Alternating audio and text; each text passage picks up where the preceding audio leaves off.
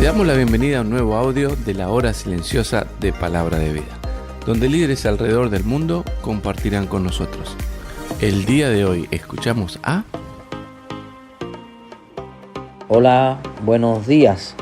Soy Karel Lescalle y les hablo desde La Habana, Cuba. Aquí servimos junto a mi esposa y mis dos hijos y les enviamos un caluroso saludo y muchas bendiciones. Hoy meditaremos en la palabra de Dios en el Evangelio según San Marcos, capítulo 14, versículo 43 al 52. La palabra de Dios dice así: Luego, hablando él aún, vino Judas, que era uno de los 12, y con él mucha gente con espadas y palos, de parte de los principales sacerdotes y de los escribas y de los ancianos. Y el que le entregaba le había dado señal diciendo: al que yo besare, ese es, prenderle y llevarle con seguridad. Y cuando vino se acercó luego a él y le dijo: Maestro, maestro, y le besó. Entonces ellos le echaron mano y le prendieron. Pero uno de los que estaban allí, sacando la espada, hirió al siervo del sumo sacerdote, cortándole la oreja. Y respondiendo Jesús le dijo: ¿Cómo contra un ladrón habéis salido con espada y con palo para prenderme? Cada día estaba con vosotros enseñando en el templo y no me prendiste. Pero es así, para que se cumplan las escrituras. Entonces todos los discípulos, dejándole, huyeron. Pero cierto joven le seguía, cubierto el cuerpo con una sábana, y le prendieron. Mas él, dejando la sábana, huyó desnudo. El Señor bendiga su palabra. Podemos meditar en la palabra de Dios y poder ver que es un evento doloroso. En el contexto donde se está desarrollando. Jesús terminaba de orar con sus discípulos y estaba en el huerto Getsemaní orando, y aún estaba diciendo que su alma estaba muy triste hasta la muerte. Y le había pedido a Pedro y a Jacobo y a Juan que fueran a orar con él. Y él estaba, describe el pasaje, que triste y angustiado. Y había pedido al Señor que si era posible pasar a la copa de él, pero que se hiciera más su voluntad. Y aquí viene uno de los eventos tristes. Es traicionado con un beso. El beso de Judas es conocido aún por el mundo secular. Aun cuando la tradición no es bien vista, aún en los círculos sociales de hoy, vemos que esta escena ha sido representada en diversas manifestaciones artísticas. Lo que sí deja claro en cada una de estas representaciones es que el beso de Judas ha simbolizado tradicionalmente a la traición. Hasta este momento de la historia, el beso era considerado solo una expresión de amor. Y a partir de este lamentable suceso, por causa de Judas, esta expresión de amor se degradó y llegó a considerarse también no solo un símbolo de amor, sino también un símbolo de traición. Y esto quiero hacer notar que es lo que hace el enemigo de la cruz. Lo bueno lo convierte en malo, pervierte, destruye. Lo santo lo convierte en inmundo, lo vivo en muerto. Y es por eso que la misma palabra de Dios declara en Juan 10:10: el ladrón no viene sino para hurtar, matar y destruir. Pero gracias a Dios que la segunda parte de este hermoso versículo dice: yo he venido para que tengan vida, declaró Jesús, y para que la tengan en abundancia. Pero hoy no me quiero detener, solamente quería hacer mención del beso de Judas. Pero hoy no me voy a detener y enfocar en este beso, sino en algo más sublime, y es en la palabra de Dios. Las escrituras como fuente de autoridad para nuestras vidas, como promesa de Dios, como aliento en medio de las dificultades, como agua en el desierto, como brújula en medio de nuestro viaje por la vida. Vemos en esta porción de la escritura que Jesús sufrió una serie de eventos dolorosos que iban creciendo. De un beso de traición viene su arresto, el abandono de sus amigos y discípulos, después la tortura, después la muerte, su crucifixión y la muerte. Pero esto no termina ahí. Continúa con su resurrección, cumpliendo la escritura. Pero eso era parte del plan de Dios, aún la traición, aún el beso de Judas, el abandono.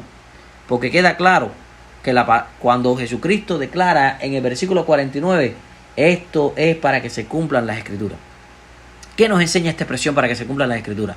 Y es donde quiero hacer énfasis en esta mañana, amados hermanos y hermanas. Mediante esta meditación, ¿qué nos enseña? Cada día vemos a Jesús en el versículo 49 que dice que estaba enseñando la palabra en el templo. Él comprendía que era necesario que ellos entendieran que la palabra había de cumplirse para que se cumpliera la escritura. Vemos que tenía un compromiso con enseñar esa palabra. En Marcos, capítulo 13, mismo versículo 31, dice: el cielo y la tierra pasarán, pero mis palabras no pasarán. Los discípulos sí, le dejaron y lo abandonaron, pero era parte del plan de Dios. Según la experiencia de Jesús, podemos aprender que lamentablemente nos abandonarán los hombres. Hasta nuestros seres queridos por ley nos van a abandonar, pero Dios nunca lo hará. Él prometió que estaría todos los días con nosotros hasta el fin del mundo. En Mateo 28. Y en el Salmo 23, el mismo salmista declara: aunque ande en valle de sombra de muerte, no temeré mal alguno, porque tú estarás conmigo. Amados hermanos y hermanas, joven, a pesar del proceso que estemos viviendo, aunque sea difícil el momento que estás viviendo, aunque estés experimentando abandono, incomprensión, desánimo, quiero que recuerde que hay una verdad absoluta y respaldada en la palabra de Dios, que el mismo Señor cumplirá su palabra y sus promesas en ti. Él cumplirá sus planes y sus propósitos. Nada, absolutamente nada detendrá los planes. Es para que se cumpla la escritura en ti. Algunos pudieran pensar que con el arresto de Jesús todo iba a terminar. Con su muerte y crucifixión era el fin. Pero estaba por cumplirse la palabra de Dios. Resucitaría al tercer día. ¿Conforme a qué? Conforme a las escrituras. Por eso la palabra de Dios debe ser nuestra única fuente de autoridad. No la tradición, no la cultura, no la religiosidad, no el legalismo, sino la palabra de Dios. Amado hermano y amada hermana, joven, Dios mismo peleará tus batallas. Miremos y recordemos sus promesas, que siempre son en Dios sí y en Dios amén. ¿Por qué estás pasando? ¿Qué lucha estás enfrentando? Recuerden al Señor que mismo dice: yo estaré contigo y saldrás victorioso, como Cristo que se levantó al tercer día. Así como Jesús se levantó de la tumba conforme a la Escritura, tú te levantarás victorioso y victoriosa. Esta es una palabra de aliento, palabra de fe para ti. Dios cumplirá su propósito en ti, aunque todo parezca adverso y difícil. Recuerda, la palabra de Dios siempre se cumple. Esto está aconteciendo para que se cumpla la Escritura. Aún las situaciones más difíciles que estamos viendo en nuestros países, aún la situación actual del mundo, es para que se cumpla la palabra de Dios. Las promesas de Dios son dadas para ti, amado hermano, amado joven y joven, amado hermano y hermana. Las promesas de Dios son dadas para ti, para cada hijo de Dios, y estas palabras se cumplirán. Esto está aconteciendo para que se cumpla la palabra de Dios en ti. Te animo a que confíes plenamente en la palabra de Dios. Te animo a que la estudies y medites cada día. Que ella sea nuestra meditación. Como el salmista dice: ¿con qué limpiará el joven su camino? Con guardar tu palabra. Deseamos que la palabra de Dios sea la única fuente de autoridad. Dios cumplirá sus propósitos en ti. Lo que está aconteciendo, reitero, es para que se cumpla la palabra de Dios. Todo parecía que iba a terminar con la entrega y el arresto de Jesús, pero estaba por mostrarse victorioso, porque es para que se cumpla la palabra de Dios. Desde el nacimiento de Jesús se estaba cumpliendo la palabra. En el arresto se estaba cumpliendo la palabra, y en su resurrección se estaba cumpliendo la palabra de Dios. Y en su segunda venida se cumplirá la palabra de Dios. Vivamos la palabra, prediquemos la palabra, y que la palabra sea nuestra única fuente de autoridad, que sea nuestra única regla de fe, conducta y práctica. Que Dios le bendiga. Gracias por escucharnos. Recuerda que este audio no reemplaza tu tiempo a solas con Dios.